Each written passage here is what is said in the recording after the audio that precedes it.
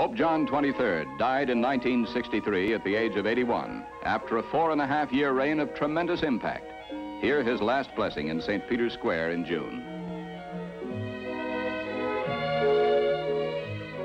The world hailed his moves to modernize the Catholic Church and to unify all Christendom.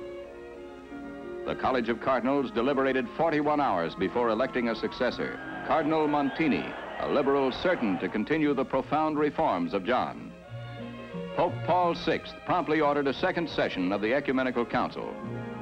Told its concluding meeting in December, he would make an unprecedented visit to the Holy Land in January.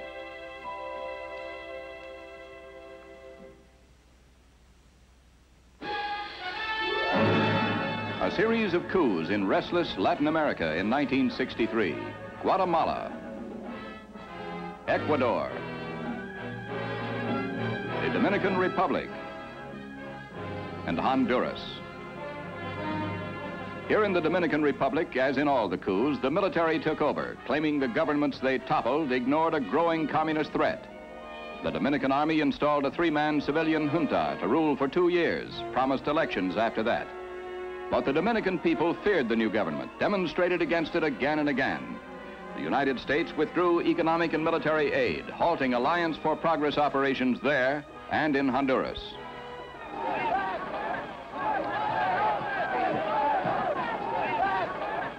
Trouble boiled up in Haiti, too, after President Francois Duvalier refused to step down at the end of his term. He organized rallies to simulate support, withstood pressures from the United States and the OAS, told them, "I'm still here," after reports he had fled in exile. His private militia brutally seized dissidents in the regular army, broke into foreign embassies to arrest opponents who took refuge there. Neighboring Dominican Republic sent its army to the border, threatened to invade Haiti. The UN even intervened, but Papa Doc maintained his dictatorship. Another aspect of Latin American turmoil, the drive by Fidel Castro to spread his influence. He also bid for more power for Cuba by playing Russia against Communist China in their fight for supremacy in the communist world. Castro forces throughout the year tried to undermine Latin American governments. In Venezuela, Castroite terrorists spread chaos in Caracas and other cities in an effort to prevent the presidential election. But the effort failed. Dr. Raul Leone succeeded President Betancourt in the first democratic succession of power in Venezuela history.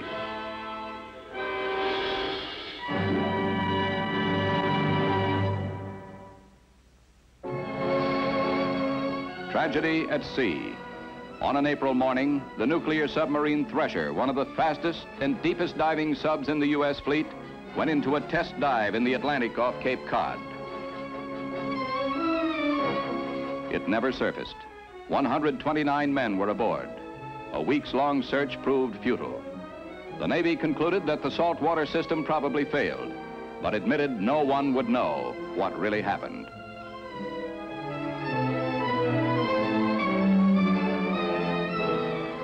Skopje, Yugoslavia. A crushing earthquake struck at dawn in July. It killed more than 1,000 persons, left half of the 170,000 residents homeless. Only 15% of the houses left standing were habitable. In the Caribbean, one of the most destructive hurricanes in memory battered Haiti and Cuba in October. Hurricane Flora smashed into the islands, killing 5,000 in Haiti and 1,000 in Cuba. She shattered houses, flooded roads, laid waste half the crops. Catastrophe struck Italy the same week.